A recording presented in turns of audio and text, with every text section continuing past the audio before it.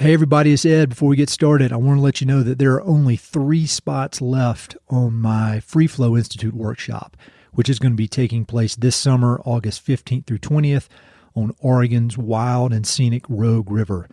If you've been listening to the podcast for a while, you're familiar with the Free Flow Institute. I led a course with them last year on the Green River in Utah, and it was a huge success, and so I expect this year will be even better. You can go to the link in my profile or go to freeflowinstitute.com to learn more about the course. And as a special bonus to you listeners, you can use the code ED200, so that's ED200, to get $200 off of the tuition. Follow that link to learn more. Thank you very much.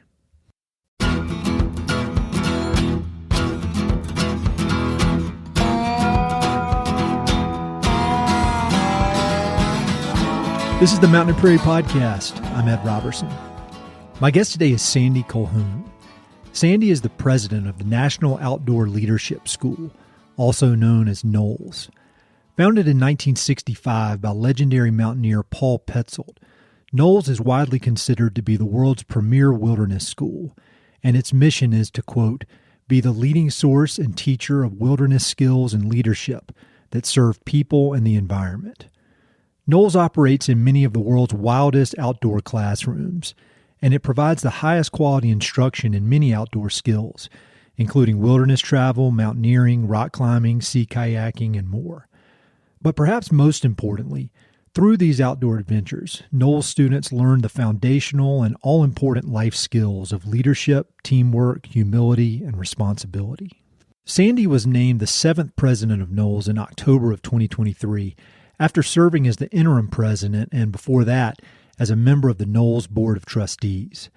Prior to his work with NOLS, he had spent much of his career in the worlds of education and journalism, most notably leading a $750 million fundraising campaign at Colby College in Maine. Sandy is also a proud graduate of a NOLS Wind River Mountaineering course, and he's no stranger to hardcore outdoor adventures. He's worked as a ski patroller in Park City, climbed in Alaska, Nepal, and Bolivia, and cycled up and over the Himalayas from Tibet to Nepal. As you'll hear in our conversation, he's focused, driven, and lots of fun, and he's fully committed to leading NOLS into the future. I'm a proud graduate of a 1999 semester-long NOLS course, which was hands down one of the most formative and valuable experiences of my entire life.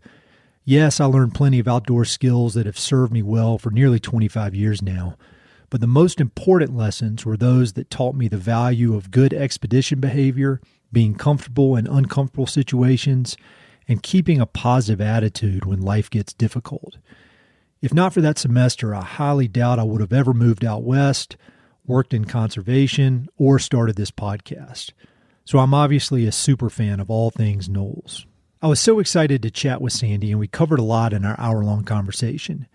We discussed the history of NOLS, what separates NOLS from other wilderness schools, risk management, expedition behavior, expanding one's comfort zone, a description of the ideal NOLS student, Sandy's own leadership style, his vision for the future of NOLS, how he'll measure success, leaders that Sandy admires, favorite books, and much more. Be sure to check out the episode notes for links to everything we discuss. A huge thank you to Sandy for being so generous with his time and for everything he and his entire team at NOLS are doing to make the world a better place. Thanks for listening. Hope you enjoy. All right, Sandy, I am so happy to be talking to you, and I've never claimed to be a journalist on this thing, but I'm just going to go ahead and say that this is going to be the most unbiased interview, or the most biased, I should say, interview of all time, because I'm the biggest super fan of NOLS. I was thinking about it beforehand. I was like, say there was a guy who'd been a football fan of Alabama, just like a diehard fan for 25 years, and then he gets to talk to Nick Saban. That's how I feel. So I've got tons of questions for you, and I just love NOLS. I'll just go ahead and say that. But for the people listening who may not know about NOLS, can you just give like a brief history lesson of the organization and kind of how it came to be? I absolutely can, but I would just want to say thank you, Ed, for taking the time to speak with me. And I love the fact that NOLS had such a big impact on your life. And I want to, hopefully we can get a chance to talk about your experience in the outdoors and how NOLS opened the world to you in the same way that I believe it opened up the doors for me and for so many other people. So we'll get into that. But of course, happy to share the NOLS story. NOLS was founded in 1965 by Paul Petzolt. And we've been leading students of all ages into the wilderness to explore and to thrive and to gain leadership skills since that time. And our core, the essence of our school are two things. One is wilderness and the other is leadership. So our goal is to take students into remote and austere environments and teach them the skills so that they not just survive, but thrive in those circumstances and take those skills and apply them to the rest of their life. Because we feel like nature and wilderness is the best classroom to teach leadership, which is really important to what we do, and to give you a sense of confidence in the outdoors. So that's what we've been doing since 65. And Paul Petzolt really had a vision for that, which I could tell you about more too. Yeah. Would you mind talking a bit more about Paul Petzolt? Because when I did my semester of NOLS, like any great organization that has such a strong culture, there was just constant references back to Paul Petzolt and how he did it. And I remember that he said something like, I think this was said when I was there, there's a right way, there's a wrong way, and then there's the NOLS way. and Paul Petzolt has always struck me as just one of these larger than life characters. And so I'd love to hear a little more about him. Well, Paul Petzolt was larger than life, and he had a vision for our school. And, he what he wanted to do, let's just go back. He was a mountaineer, a climber, and he was part of expeditions that went to the Himalayas. And NOLS really was born from his experience there. And what he noticed was that the teams of climbers with the sort of apex quality climbing skills that were the Michael Jordans maybe all on a team, like a dream team, were not the ones that were reaching the summits of these huge Himalayan peaks. It was the groups of climbers that bonded and worked as a team. It was those folks, that group, that were the ones that were actually getting to the summit of those mountains. And he's like, wow, there's something really to learn here. Teamwork is how we get to be successful in the mountains and in life. And so with that, he started this company, nonprofit, in Wyoming. And, little by little, Paul he must be smiling with the hugest smile looking down on this little organization that's now, we're a $40 million revenue organization serving thousands and thousands of students per year, 20,000 students in wilderness medicine now, and the remainder in expeditionary travel. So it's come such a long way, thanks to the vision of Paul Petzolt and what he brought to the school. One thing when I've talked about my experience on NOLS, sometimes people who aren't in the know about outdoor education, they'll think, oh, well, is it like a survival school where you're doing survival stuff? Or the other side is they'll say, oh, is it like Outward Bound? And my wife has done 3 Outward Bound courses, so we're big fans of Outward Bound in this house. But how would you differentiate NOLS from other outdoor-based schools? It's a great question. We're definitely not a survival school. Our idea is that we want to take students into first of all, we are a school. That's really important. One of the things that the most primary distinctions for people to understand is that we are not guides. We have instructors. So it's a school by definition. And that's a big distinction because we're not like pulling people up a mountain. We're training them to be comfortable in the outdoors. And, the other piece is that leadership word is so essential to who NOLS is, right? Leadership is our DNA. Our vision is to elevate the leader in everyone. And that means that everyone who comes to a NOLS course can find their inner leader. And, and how you define leadership and what it means for you in your life, because you're going to go back into wherever you go back into your life, to your synagogue, to your church, to your business, to your company, to your nonprofit, to your family. And you're going to play a different kind of leadership role there. And we want to allow you to have the opportunity to discover what kind of leader you are at NOLS.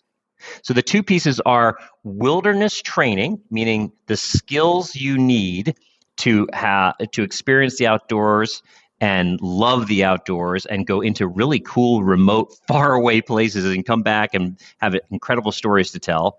and the leadership. That's who we are. It's less, I mean, the self-discovery is a byproduct of NOLS. Becoming an environmentalist is probably a byproduct of NOLS. These are pieces that like follow our wilderness skills and leadership training, which we're super proud of, because you can't help but go into the wilderness and come back with appreciation for the outdoors and the environment, for example.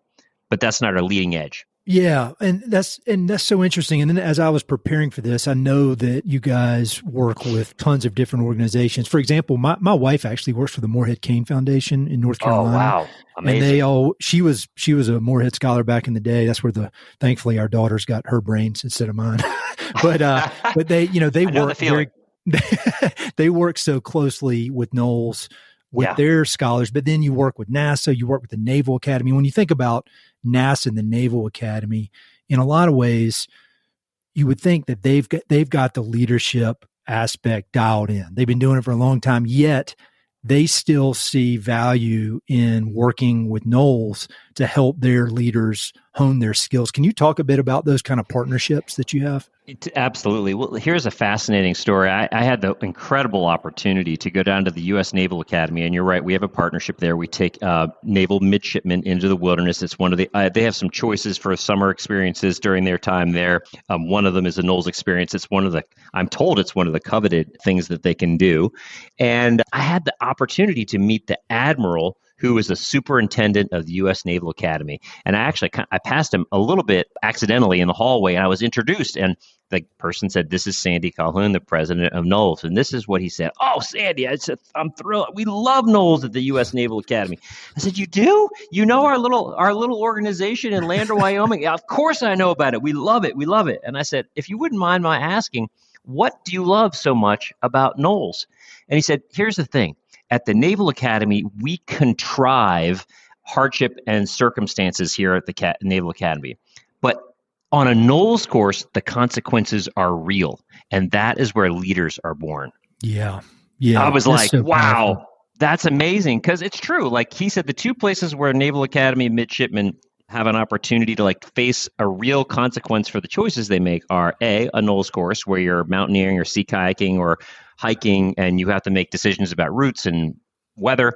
And the other is when they go sailing on, I think they have like 40-foot, I can't remember what design ships, they go sailing out in the Atlantic, and they have to sail from point A to point B, and there are real consequences out there too. So bottom line, NOLS provides an opportunity to actually really test yourself under real world circumstances, and people come back from that with a lot of strength. Yeah, I did. And I think about my semester in the Pacific Northwest, and I just had wonderful instructors. Every single one of them was great. One that we were talking about before we started recording, Brady Robinson, I'm still in touch with now 25 years later and friends with. Amazing. But can you talk a bit about how the instructors and how NOLS goes about allowing students to go out into these wild places that can be very exposed, very dangerous if not handled properly, and kind of the technique or the method of giving the students enough room to kind of bump up against the edge or realize, all right, if I don't eat a big breakfast, I'm going to be cold by lunchtime, that kind of thing. But also while controlling the risk, because it's not like you just let people go out and run in the mountains. The students have the feeling that they're on their own and they're making these decisions, but those decisions are being guided by some of the best pros you can find in the outdoor education world. It's kind of this, I don't know, it's a real, seems like a real balancing act that I found very interesting when I was there. So maybe the question is like, how do you manage risk for these students? Well, you've gotten into the heart of two of the most important things about our school, so I'm so glad you're bringing it up. I'll start with risk. So I would say the DNA, the central chromosomes that make up our school, the foundation is risk management. Because our risk management protocol and process has been developed since 1965. We actually lead the Wilderness Risk Management Conference. We write the books on wilderness risk management. Like that is the core. And what that does is, because we're so highly proficient in risk management and the planning that goes around that, it emanates from everything we do, which allows us to send students into these remote and austere environments and know that they're being paired with extraordinary instructors. So let's segue to that piece. At NOLS, every single NOLS course goes into the field with a lead course instructor. At a minimum, that person has spent roughly 3 years of training and roughly 40 or more weeks in the field before they can become a lead instructor. So it's not just, as a minimum, they all take a NOLS instructor's course. So you've got folks who are like pre-trained, qualified to make the instructor's course. They take the instructor's course, and then they're a first-year instructor. 3 years later, they're a lead course instructor. So the amount of experience that we can bring to bear with our students gives us incredible risk management control, effectively. And, nothing's perfect, but we have it's all about these amazing humans. And I'll tell you, every time I meet a NOLS instructor, I get blown away by just what extraordinary people they are. That is, if an organization is only as good as their people, we've got the best in the world, in my opinion. I love our NOLS instructors. And, you sit down with them, just like Brady or even Jimmy Chin, who's also another instructor and a NOLS trustee. These people are just the kind of people you could sit by a campfire, would never have met them, and they're going to be curious about who you are. And you'll never know how highly proficient they are in their wilderness skills. So it's those two things, just Ed, that's instructors and the DNA of risk management that come together, which allows us to do the work that we do. So in such a special way, I think. I also think, back to something we were talking about before we hit record, that the humility that comes with whether you're a NOLS student or a NOLS instructor, I would imagine in some ways being an instructor is equally, I know it is equally as much of a rewarding and kind of formative experience, because you're having to teach all these amazing skills. And with that comes just a humility that I don't know. It's kind of a surefire way to learn humility by being exposed in the mountains, having to look after your teammates or your students. In February, I was so lucky to go to one of our 14 campuses around the world. It's in Baja, Mexico, which is in the Bay of Conception, Sea of Cortez. It's sort of facing eastward towards Mexico on the Baja Peninsula. And I got to go out with about 5 extraordinary instructors. And, it's so humbling for me to be out there and to meet. And by the way, most of them were, many of them were, had been instructors for 25 years, some of them. Oh, yeah. And these people, you sit down, and the knowledge that they have and the care that they have and their situational awareness and all that is just the beginning. And then they're just the kind of human that you're like, I would give and I do. We send our children out with them because, what more would you want than to be have that kind of influence on your life, So unbelievable instructors that we have for sure.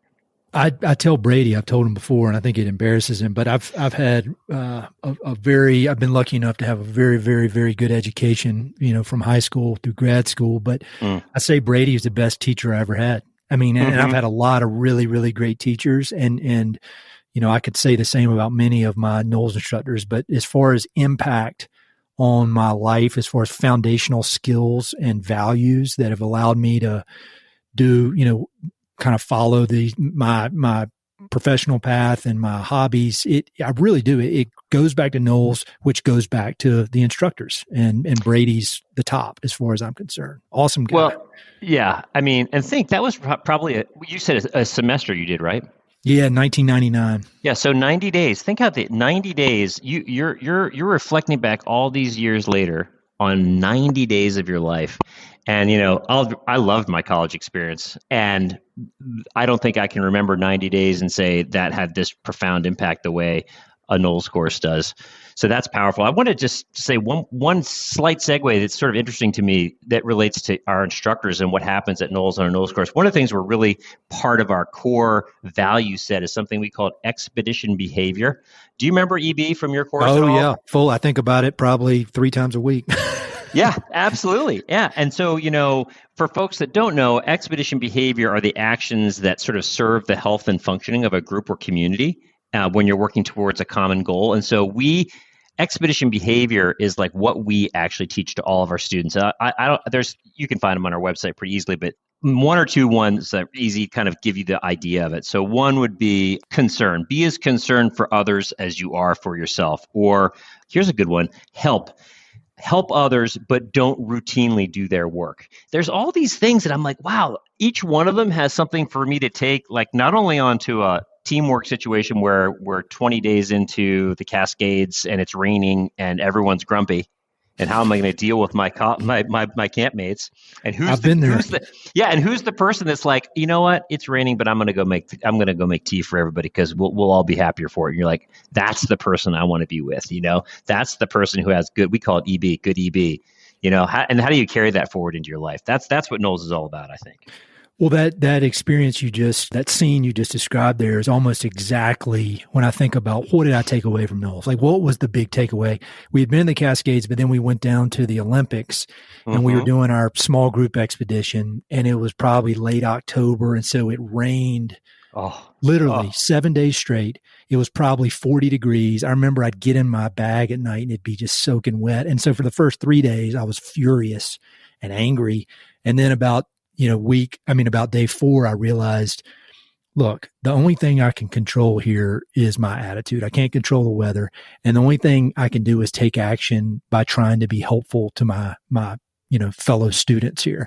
Yeah. And that has been, that is worth everything to me, that takeaway. It was a massive turn in my approach to things. And I still don't do it perfectly, but I'll never forget when I kind of had that realization. And I don't know how else I would have gotten it within reason. Maybe if I had been in the military or something, I would have had a version of that. But it's so powerful. And I don't know how you can learn it except be out there in the middle of it. Absolutely. And think about as you think about the work, all the interviews that you've done and the podcasts and the people that you talk to had it seems like just cast such a long shadow over all of your life and the moves you've made through it, which is just fascinating to me.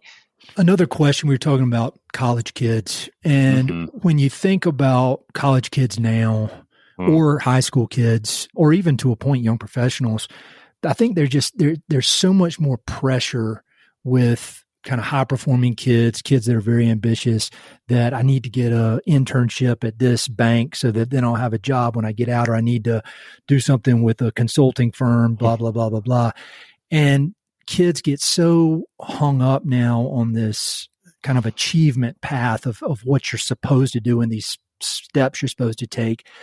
And I wonder how that's affected NOLS' ability to convince students like, no, this is the best use of your time here. You might get a short-term job out of that internship, but you're getting lifetime skills out of NOLS.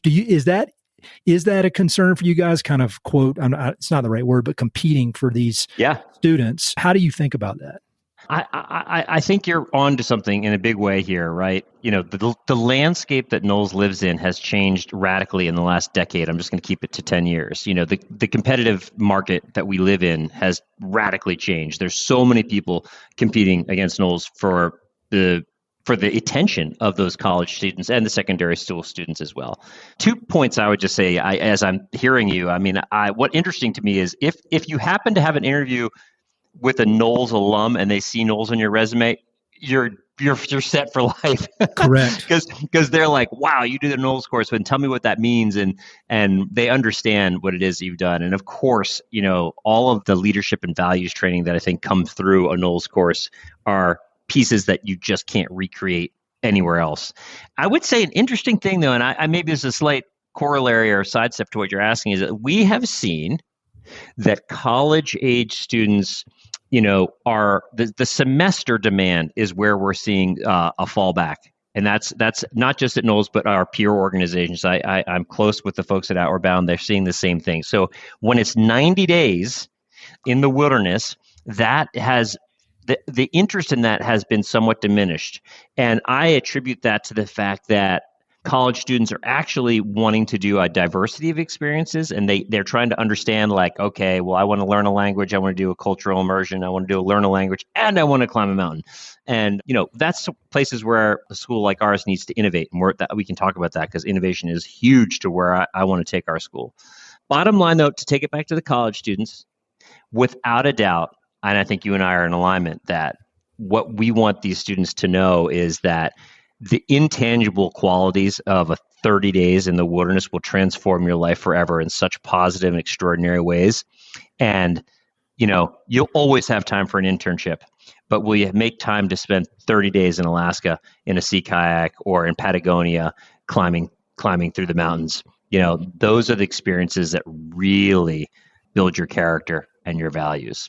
I could write a book on the experience and, the building toughness, learning to be comfortable when you're uncomfortable. And I remember Brady had this thing, he had like 2 pieces of rope, and on the middle was your comfort zone. That was the middle loop of the rope. And on the outside rope was your stretch zone, I think is what he called it. And as you stretch that zone a little bit and get uncomfortable, all of a sudden what used to be very uncomfortable is now comfortable. And so your comfort zone just expands. And, obviously there's a clear alignment between that and outdoor sports, mountain climbing, ultra endurance, whatever. But I think there's also that learning to be uncomfortable intellectually, or learning to do office work, which I do a lot of computer stuff that I don't want to do, but being able to stay focused and not just kind of fold when you become uncomfortable. Do you agree with that? What I call that grit, and I think grit is like this like intangible quality that we're seeing less and less of in the world, like this ability to like push through it. Also, like, let's face it, the world that we live in, and college students and all of us are facing this world with our iPhone and instantaneous gratification. And, I can hit Amazon.com and I can, the mouth guard that I lost yesterday from my sports team, the next one's in my hand the next day in a box. This instant reward society that we live in. Well, like at a NOLS course, we're going to set that aside for a while. And we're going to say like, yep, you're going to have to boil the water and make the tea and carry the backpack and walk the miles and cross the river and take care of someone else who, my tent mate, is cold or is worried or is nervous about this, like taking care of each other. And once you start to get outside of your own self-obsession, which, by the way, I'm completely guilty of. I'm attached to my phone, and my wife reminds me of it every minute of every day. But, this is where you develop grit. You say, I can push through hard things. My lead instructor was Tony Jewell, kind of a NOLS legend, not unlike Brady, well-known. And Tony, I remember him, like, we had to push through hard things. I lost a bunch of weight on that course. Like, I was a little chubby guy going into it. And I learned a lot about myself. And I think we all owe that to ourselves to have those kinds of experiences so that we can carry that forward. Very specific question, and we can cut it out but what do you do about phones? I mean, like, are students allowed to take phones on the courses? 100%. Yeah, no phones. We don't take technology into the field. The only technology in the field really would be the instructors with a sat phone for risk management. Yeah, that's it. I am happy to hear you say that. I figured that was the answer, but I didn't know. Yeah, without a doubt. It has to be. I mean, there's just no purpose out there. There's just no purpose in every way, shape, or form.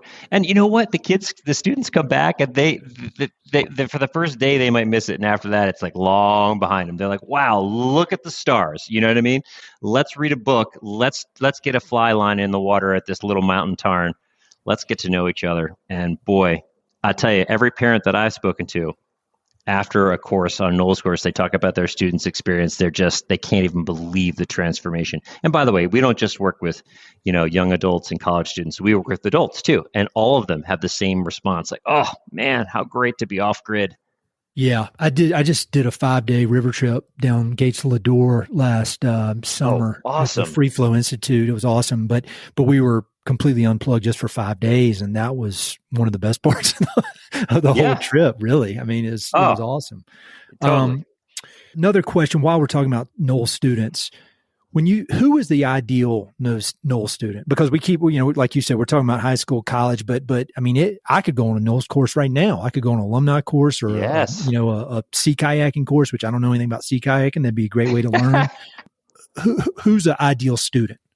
Listen, I'm just going to give you a NOLS student is someone who is ready to get out into the world. It's everyone. We take the range of ages, I believe, and I don't quote me directly, but roughly speaking, I think we had as young as like 10-year-olds with their family on an alumni course and like well past 70s doing adult courses in this past year. So we cover the whole range.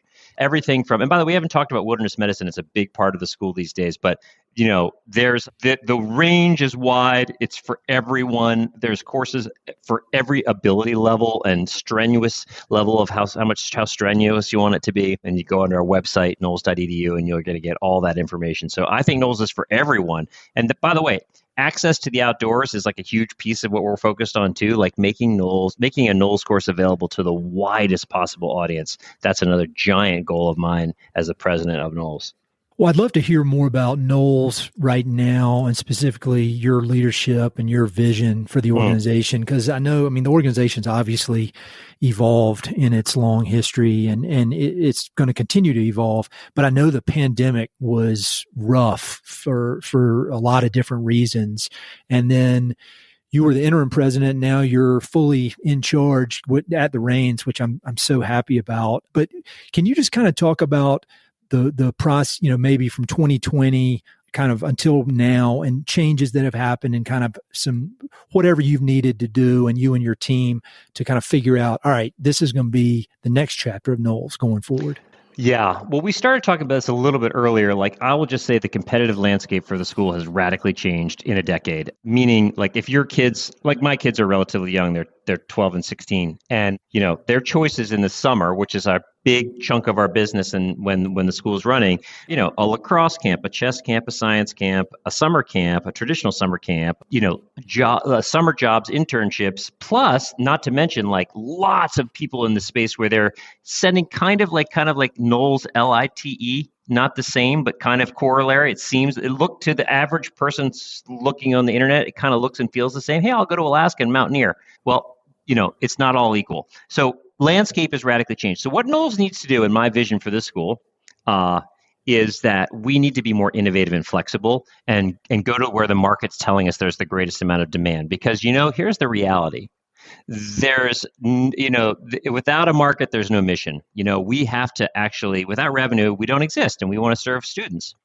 So among many things we're going to do is become more innovative, and like that's easy to say, but the reality is we're going to focus on a couple different markets that we see a lot of interest at NOLS. That includes adventure trips, which is our courses, which are what we call youth courses. So like we don't have a gateway experience for NOLS students. We'd like to start them younger and give them a taste of NOLS and then have them graduate up to more and more difficult courses. So you might start with, a week backpacking in New England and then do a rafting trip and then wind up in Denali 3 years later, So we see youth adventure business as a big place to move. Also, our alumni courses are in huge demand. And that's, we're going to probably reconfigure that so that it's open to a wider audience of people who are not just NOLS alumni. But our demand, listen, by the way, Ed, we'd love to get you out on an alumni course with me. Let's go together. If you're a skier, we're going to Hokkaido, Japan for 2 incredible courses this coming winter. We have students climbing Kilimanjaro right now with our alumni courses. We have rafting trips happening in Idaho all summer. I mean, it's just, I pinch myself that I have this job. I can't even believe it. I'm the luckiest guy in the world to be able to like hang out with people like you and talk about the wilderness and the students that we have and the instructors and the world, the places that we get to go. I mean, the world's a big place and we get to explore it. That's one of the common themes on this podcast. It's almost like a code word that every guest says is they keep talking about how lucky they are. And I think that goes with the humility. But I'll say on your behalf, you're working your ass off. You've made this didn't just fall into your lap. I mean, I will be the unhumble person and talk about, you've made this happen. And I would love to hear more about how this happened for you. I mean, what were you doing prior to coming into NOLS?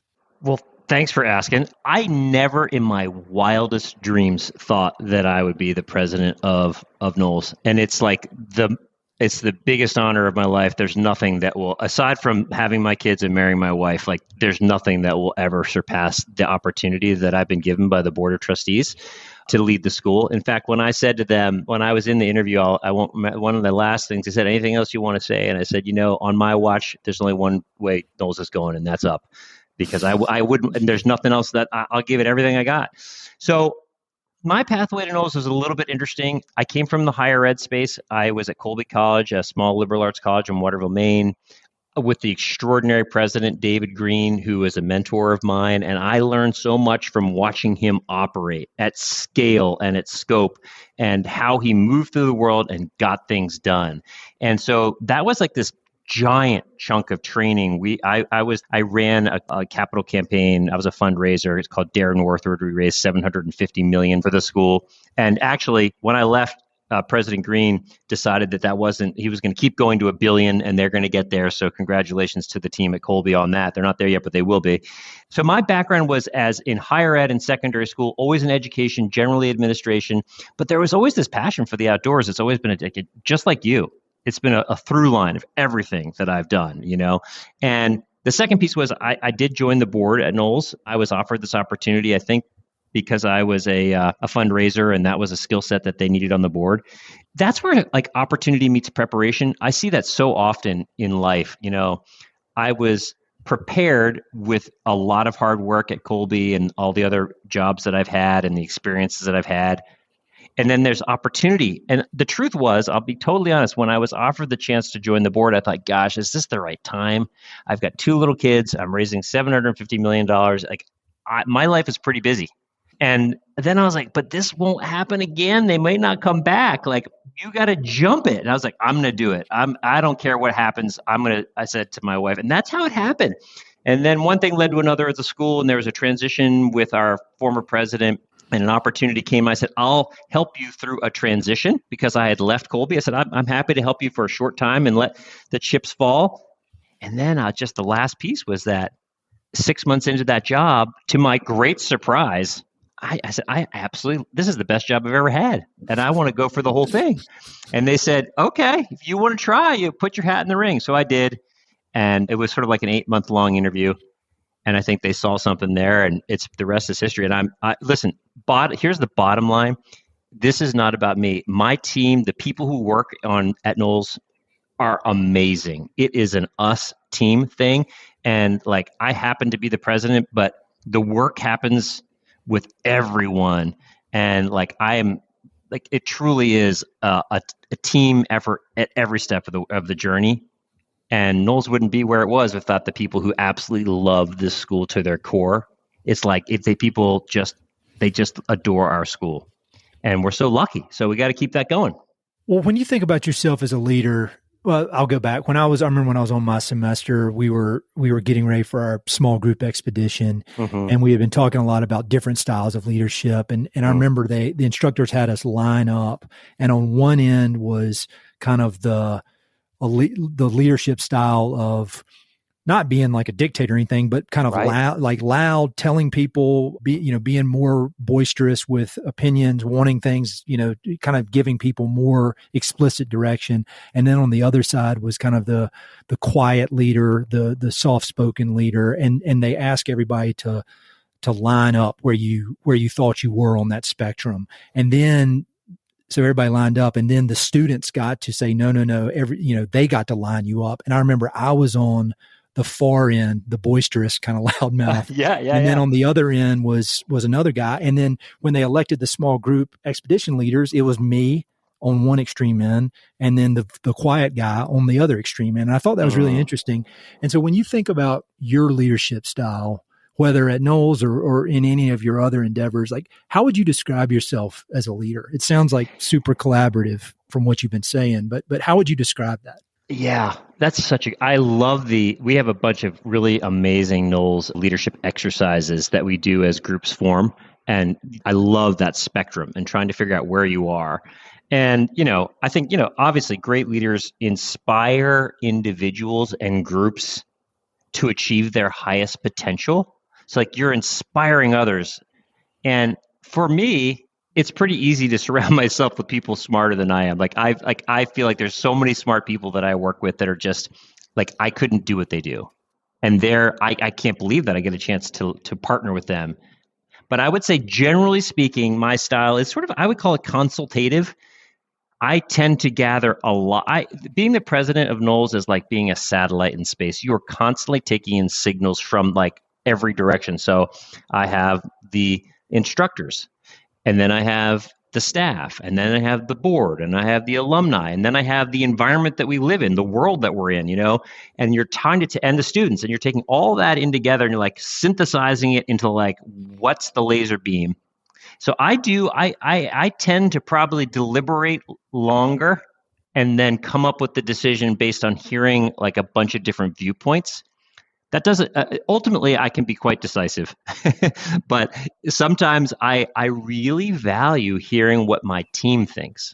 So we have a meeting with my executive team, for 2 hours once a week. And that is it's just a session to talk and hear and think. And I really encourage, dissenting opinion. Like, what are we if we don't have a dissent? I just finished a great book that you ought to check out. It's called It's Your Ship. And it's the story of a naval commander who took over his first giant warship in the Navy. And when he started, the ship was the lowest ranked boat in the entire Pacific Fleet. And when he finished, he was number one. And it's the story of how he got there. Over 2 years, in 2 years, he turned it around. And the bottom line was this: he empowered people all the way through the ship across the organization to lead and to make a difference in their area. Look, if you know a better way to do something, let's take action. Like, I trust you. So at the end of the day, consultative decision-making based on trust, and I try to empower people to lead with their own instincts. And I think most people have great instincts, especially when you trust them. Yeah, I kind of get obsessed with reading military history and military thought, particularly Navy or naval history and naval thought. And somebody actually gave me that book a while back, but I have not read it. But that was a good reminder that I need to read. There's this Navy SEAL kind of leadership guru type guy named Jocko Willink that I follow. And his whole idea is extreme ownership, and that you want to be able to kind of take ownership of everything you're doing, no matter what. And whether you're, the junior instructor at NOLS or whether you're Sandy Colhoun, this idea of if everybody takes full ownership for what they're doing, that's it. It kind of takes care of everything else. It seems like, in theory, at least, it's simple, but not easy. Well, and there's got to be accountability in there. I think that as long as you set goals and hold people accountable to hitting the goals, and they can get there however they want, that's to me the essence of great leadership. Okay, as long as we're clear on where you need to head, and if you're not going to get there, let me know on the way. The other piece, I love talking about books, and it sounds like you do too. I've just read. I'm going to be candid, and I should have read it before. A book called Good to Great by Collins, the red cover. Oh yeah. Oh my gosh, so I took so much from that. And I actually asked our executive team to read it together, and we did the whole 2-hour session on it. And what are we going to learn from here? And, I just think that NOLS is a good organization, and we want to be great, and we want to sustain that. So how can we do that? So that's what we were talking about. One thing that kind of builds on your idea of going out and talking to people and kind of gathering as much information as possible. So when you took the reins as interim president, what was your process of getting your head around first of just everything that was happening at the moment, and then getting your head around it enough so that you could chart a path forward that may be, innovative to the point that it's never been anything like NOLS has done before? Because I would imagine as you gather this info, you need to make some outside the box decisions that maybe were not, had not happened in the past. And so I'd love to know just more about that. I guess you had been on the board as well, so you had a pretty good idea of what was going on. But what was that maybe that first, I guess, 8 months to a year of getting enough info so that you can be confident in decisions to be made? Well, I think it was, first of all, I think I was incredibly lucky to be the interim for 8 months, because I had no expectation that I was going to radically, in fact, I was told not to make radical change, Nice. This is not the time to go break a bunch of china and sell properties and go crazy. It's just while you're there, please, the instructions were sort of keep the wheels on the bus and keep everybody headed in the right direction while we run this search. And I was like, fine, I can do that. To do that, my first step was, we have 14 campuses around the world. I think I visited 7 in the first 6 months.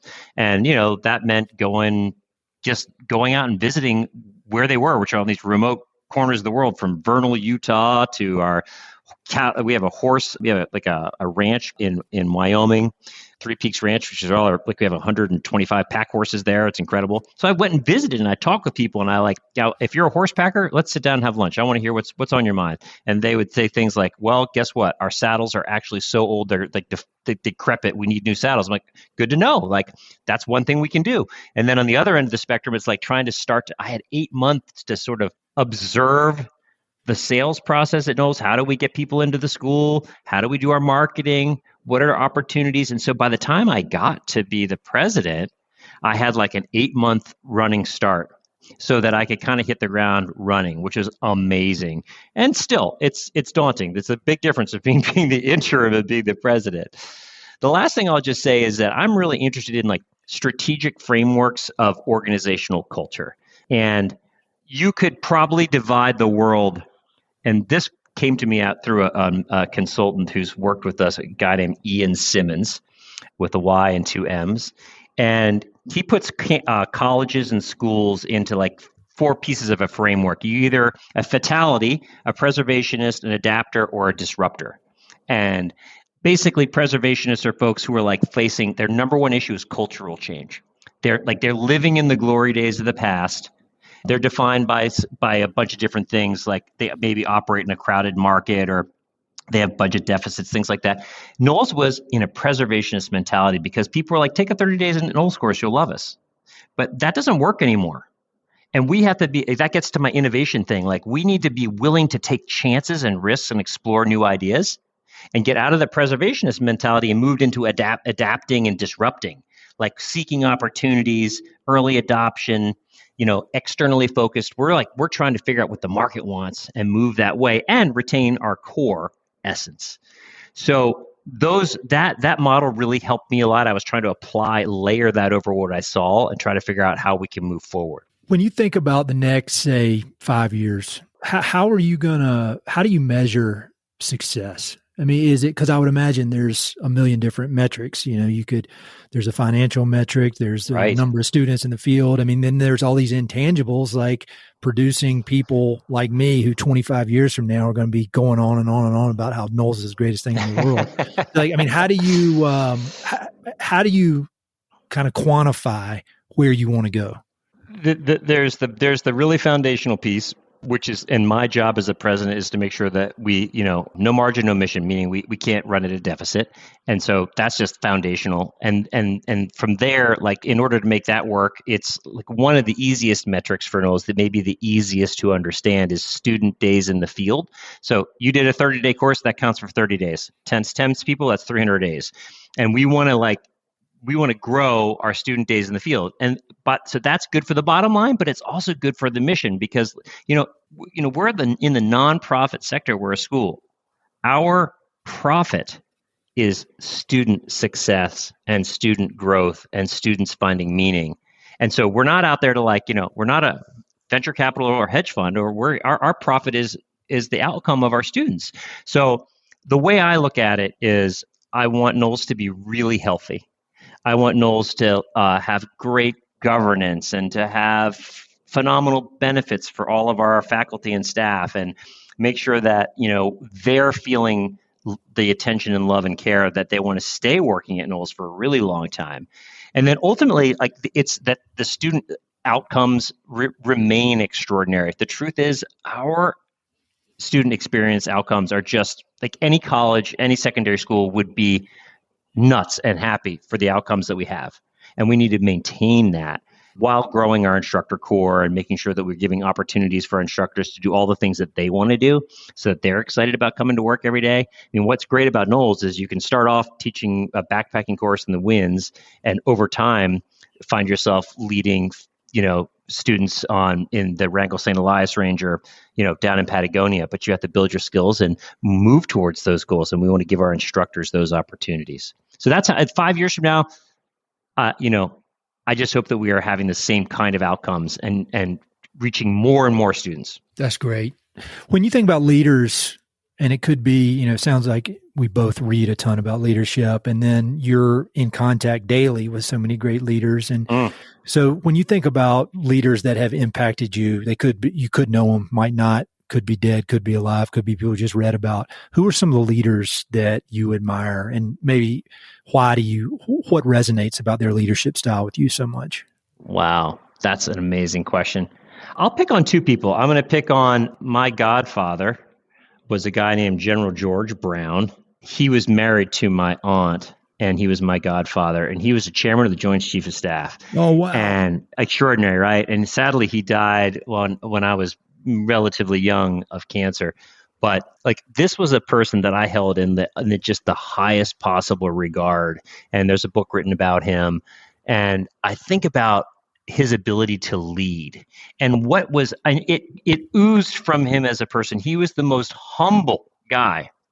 I mean, here he was dripping in brass and dripping in accomplishments, and every step of the way from West Point all the way through, he was a leader. But you talk to him, and he held you in his gaze in a soft voice, and he was hanging on your words. And I've been always so moved by that. His picture's right here in my office. And I think about being that kind of a leader that people are willing to follow all the time into the hardest of circumstances. That's one incredible leader. And then on the other, I would say, another, and one of my great mentors in all of my career was a guy named Jay Stroud, who was the head of a prep school where I got my sort of real true first hard job. Jay, what school was that? It's called Tabor Academy in Marion, Massachusetts. Yeah. And I worked down there. I was in the advancement office. I was like an entry-level fundraiser. But Jay had that same quality. Like, he listened and he cared and he paid attention. He was so intellectual and so smart. But I never felt like Jay was like commanding you to do anything. He was a listener, and he led by example, and you just didn't want to let the guy down. Because cool. he believed in you. And I mean, there's so many examples of great leaders. I mean, I have an extraordinary board at NOLS, Jimmy Chin, Stuart Harris, a physician in Boston. These people are just the kind of people that you want to be around, and you don't want to let them down. And I'm not going to let them down. So that's why I love NOLS so much. It's like an incredible community for sure. One time I heard somebody describe a person as interesting and interested. Like, they live an interesting life, they do interesting stuff, and they're interested in whoever they're talking to. And I thought that was about the greatest compliment you could give somebody, because, I mean, and it sounds like both of those people you described are that same way. They're amazing people. They've hit every accomplishment a human could hope to hit and more, yet they're interested in whoever they're speaking with, truly interested. Completely. I do too. And I'll just say, my in-laws and their whole family have this incredible quality that I've tried to emulate, where when they're in a conversation at a dinner, whatever, it's just they're pulling the other person out, and they'll leave a dinner and know more about them than, anybody in the room. And it's such a gift. It's like, and it's not a false interest. It's a true interest in the other person. And when you can have that quality, like you said, like, you're just going to go so far because people feel known, needed, and cared for, and that's powerful. All right. More book questions for you. I'd love to hear any books that have played a big role in your life. It doesn't have to be about leadership, doesn't have to be about the outdoors, but any books that have played a role when you look back at this amazing career you've had and where everything's going. Are there any books that you point to as being very instructional? There's so many ends of the spectrum. Like, on the one hand, when I was like in my 20s, I lived in Asia for 3 years, and I wound up 2 years in Japan, and then I traveled all across China and Tibet and Nepal, and I was into mountaineering at that time, and I actually rode a mountain bike from Lhasa, Tibet over the Himalayas to Kathmandu, 23 days with a friend of mine. And when we were doing that trip, I read The Snow Leopard by Peter Mathiasson. Oh, yeah. I was like so into that book. Like, there was something so profound about like being in that environment and then reading that book, and that had an impact on me. It really did. And I have that book in our shelf here. And, as I was thinking about today, I was like, that's just a book to go back and really read multiple times. Another book, I'm going to tell you three, that really had a big impact on me, which is fiction, funnily enough, is 100 Years of Solitude by Gabriel Garcia Marquez. Wife loves that book. Oh, I've never read it. The first line of that book is something, I'm not holding it right now. I promise you I'm not. It's not even in the house. It's upstairs somewhere, but it says something like this. Many years later, as he faced the firing squad, Colonel Aurelio Buendia was to remember that distant day when his grandfather took him to discover ice. That's awesome. As he faced the firing squad. That's that book. And then the third, I just love that powerful book. Third one, like more like into the work that I do right now. And it's like, is Start With Why by Simon Sinek.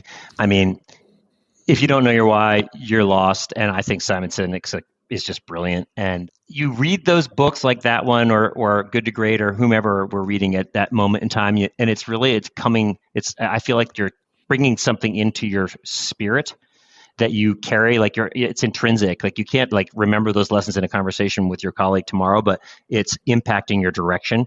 And that's Simon Sinek for me. I mean, I actually gave that book to every member of our board last summer and said, let's read this together and talk about it. Because if we don't know our why, we're never going to get anywhere. I love how you read with your team. I think that's such a great idea. I've only hired one person in my whole life, but when he started work, I had a stack of books that were required reading. Have you ever read Tribe by Sebastian Junger? I love Sebastian Junger, but I haven't read Tribe, so I'm going to write it down right now. I mean, people who listen to this podcast, all the episodes, they're so tired of hearing me talk about it, but it's basically, I think it's one of the most important books I've ever read. It's 130 pages. You can read it in a sitting, but it's about how humans, we as a species, we thrive when we have community and we have purpose. And he talks a lot about military units and how they are in these war-torn regions and then they come home and they should be happy to be home, but they miss being in Afghanistan or Iraq because they had this tight-knit group of people that would die for them, and they had this purpose of working together. And I'm not comparing NOLS to the military, but like I often think about my experience on NOLS and having this tight-knit community of other students and these purposes of climbing up the mountain or, hiking over that mountain pass or rock climbing or whatever. And I don't know, I think you'd find it very interesting. So you got enough going on. No. Well, I always take book recommendations and I just put them by like a big pile on my bed and I'll read that. It reminds me, what you just said about Tribe reminds me of Wendell Berry, who's a philosopher. And what Wendell Berry, like, I don't know enough to really talk about Wendell Berry, but I'll just go out on a limb and say his entire like core essence of what he believes is that life happens in community. And by the way, rather small communities. And so like my kids have their school community. I have my NOLS community. And I've learned about my life and myself that I function well in communities of like less than 1,000 people. Like, I worked at McMurdo Station in Antarctica for 2 years of my life. There's like 1,200 people on the station. I loved that community. I knew kind of everybody. I knew my way around. I could have an impact there. I could do something real and tangible. And the same thing at NOLS. Like I can have a real impact on NOLS. Now, it's being the president of the United States, like that's, what about a community? But I bet you the presidents of the United States that have been most successful depended on a tiny community of people around them to get their stuff done, their cabinet, whatever. So I totally get this Junger's thought process and I can't wait to read it. Yeah, it's really changed my whole thought about the need, community, almost like we need exercise, we need healthy food, and I really think we need community. And so when I'm at my daughter's school listening to some guy tell me about his lawn mowing regimen, I just remember I'm building community. Yes, exactly. Well, it takes a lot of shapes. It takes many shapes and many directions to build community. So yeah, absolutely. My kids go to a Quaker school. We get some of that too. So nice. 2 more quick questions. Sure. Then I'm going to leave you alone and let you go back to doing the important work. Oh, this is so much fun. I love it. I love it too. But so the people listening to this podcast, it's all over the place, but it's generally people that have a connection to the American West, to wide open spaces. It could be conservation, could be through agriculture, could be through history, sports, whatever.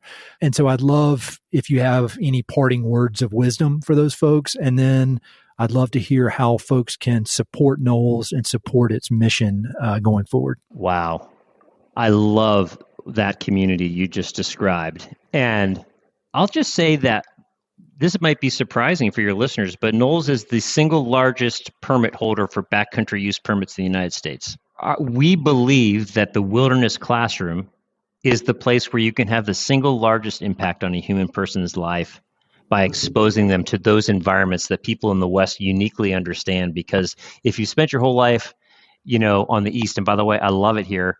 If you're out in Lander, Wyoming, and you're constantly exposed to that beautiful open environment, you know just what I'm talking about. And so I will just say that we're incredibly grateful and so lucky to have access to those wild and remote environments. And we are careful stewards of that environment. And we are grateful to the people who live in those communities that give us the opportunity to be in those beautiful, beautiful backcountry settings. So that's gratitude. And I'd follow that by opportunity. As a president of NOLS, one of my highest priorities is to expose more and more students to what we do in a world that is increasingly divisive. And we don't have to look like it takes 13 seconds in the New York Times, the Washington Post, or Fox News to see everybody just shouting at each other. Expeditionary behavior, learning how to get along, learning how to listen, and then to take in what the other person has to say, even if you don't like it, and then to continue to work together like that. Those skills are in high demand. And so we want to expose as many people we can to NOLS. And we don't have the secret sauce. We're not perfect. We make mistakes. We have lessons to learn. And we do a lot of thinking about that. So we have hubris here. But I want to say that we want to expose NOLS to as many people as we can. So send your daughter or son, check out our website, find us, explore, talk to one of our admissions people, check out our alumni courses, check out wilderness medicine, and come join us in what we do in our mission, because we're trying to change the world one student at a time.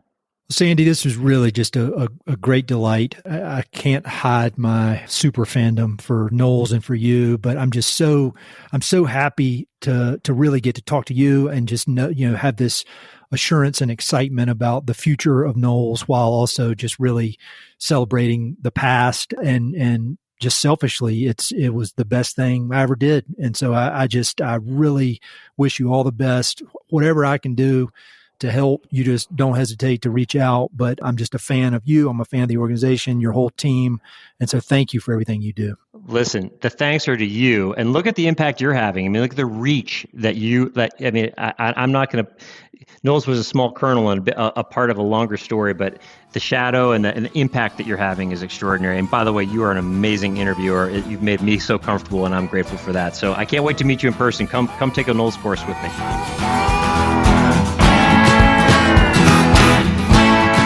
Hey, it's Ed again. Thanks so much for listening to the podcast. I know your time is valuable, so it means the world that you spend it listening. If you want to support the podcast and help it to continue to spread and grow, there are a few ways you can help. Number one, pass it along to a friend or share it on social media. Word of mouth recommendations are the most powerful way for ideas to spread, so I'd love it if you could share the podcast with a few pals who might enjoy it. Number two, you go to Apple Podcasts and give it a 5-star review. Good reviews encourage the Apple overlords to suggest the podcast to others. So there's a link in the notes if you'd be so kind as to give it 5 stars. Number three, you can support the podcast financially via Patreon, and there are exclusive benefits for those who do, including a monthly behind-the-scenes newsletter, Mountain and Prairie stickers, live and recorded video chats with podcast guests, and much more. Number four, I've also got 2 emails that I send out. The first is my weekly email called Good News from the American West, which I send out every Wednesday. It's only positive news, something we can all use a little more of these days. And my other email is my bi-monthly book recommendations email. One email every other month with 5, 6, 7, or 8 books that I've recently read and highly recommend. The thousands of people on both of these lists will vouch for me. No spam or other funny business. And number 5, finally, check out my online store for Mountain and Prairie stickers, shirts, and coffee mugs. I've got some really cool designs from Western artists with more on the way. So head to mountainandprairie.com/shop to check it all out. I'd love to connect with you. I'm on Instagram and LinkedIn, so look me up on either of those platforms by my name or through the links on my website. All right, that's it. Thanks so much for your support.